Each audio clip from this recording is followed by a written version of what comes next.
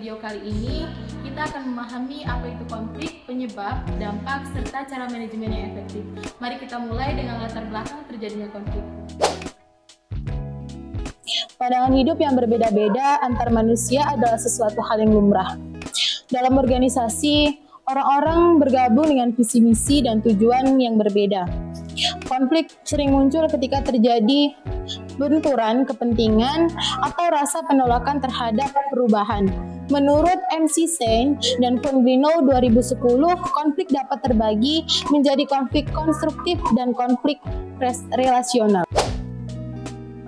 Sebelum era 1970-an, konflik dipandang negatif. Namun, pandangan ini berubah pada era 97-an hingga 1990-an, di mana konflik dipandang memiliki titik optimal. Menurut Mitchell, Setiawan, dan Rahmi, konflik dapat mempertajam gagasan dan menjelaskan kesalahpahaman. Kayaknya kita perlu menambahkan fitur baru deh untuk aplikasi ini biar lebih menarik.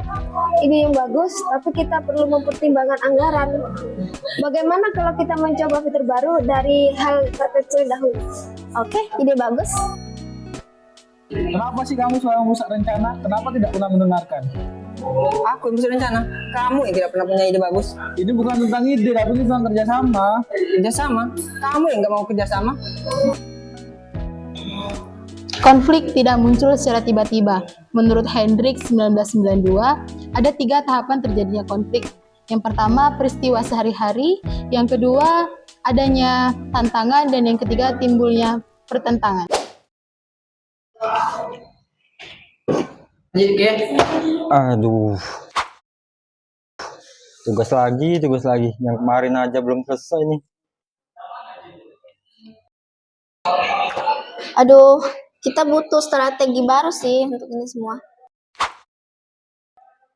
Strategi lama aja sudah berhasil, kenapa kita harus mengubahnya? Tapi pasar terus berubah, kita harus mengikuti perkembangan zaman. Saya sih sangat setuju dengan apa kata Laila, soalnya kita harus inovatif karena strategi lama itu sudah ketinggalan zaman. Kalian berdua tidak mengerti seberapa efektif strategi lama. Kita tidak bisa mengambil resiko sebesar itu.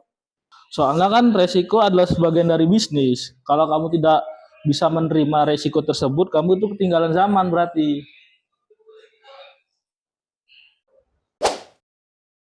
Konflik bisa berdampak negatif maupun positif. Jika dikelola dengan baik, konflik bisa menumbuhkan kreativitas dan inovasi. Namun, jika tidak ditangani, konflik bisa menyebabkan disintegrasi organisasi. Depdikbud 1983 menyebutkan konflik bisa menghambat komunikasi dan menimbulkan ketegangan. Kita perlu cara baru sih untuk meningkatkan penjualan kita. Bagaimana kalau kita meluncurkan kampanye di media sosial yang lebih agresif? Ide bagus. Aku bakalan membuat konsep iklannya sih nanti. Dan saya akan mengurus jadwal posting dan target audiens. Ayo kita lakukan. Kamu belum selesai menyelesaikan laporanmu nih. Batas waktunya sudah mepet nih. Karena aku sudah bilang, aku butuh data dari tim lain. Ini bukan salahku. Selalu ada alasan. Kamu tidak pernah tepat waktu. Kamu selalu menyalahkan orang lain. Kalau seperti itu caranya, ini tidak akan selesai. Manajemen konflik adalah cara yang dilakukan pimpinan untuk menanggapi konflik.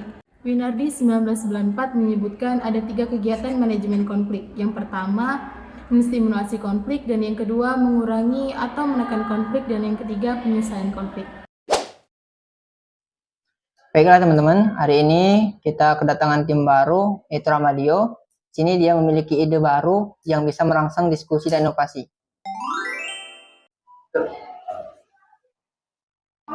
Halo, saya pikir kita bisa mencoba untuk pendekatan berbeda untuk meningkatkan efisien.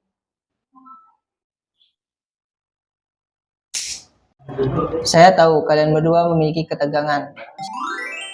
Di sini saya akan melakukan rotasi kerja untuk sebentar waktu. Laila pada bagian pemasaran dan Tia pada bagian pengembangan produk. Baik, kami coba. Kita perlu menyelesaikan permasalahan ini dengan negosiasi. Mari kita dengarkan pendapat masing-masing. Saya setuju sih, mari kita temukan solusi yang baik yang dapat diterima bersama. Baik, mari kita bicarakan dan cari solusi yang terbaik. Konflik dalam organisasi tidak bisa dihindari, tetapi bisa dikelola dengan baik. Konflik yang dikelola dengan baik akan menghasilkan kreativitas.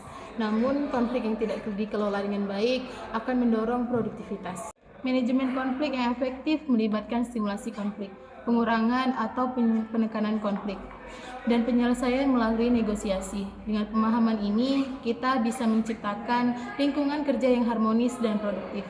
Terima kasih telah menyaksikan video ini. Semoga bermanfaat dan sampai jumpa di pembelajaran video selanjutnya. Wassalamualaikum warahmatullahi wabarakatuh.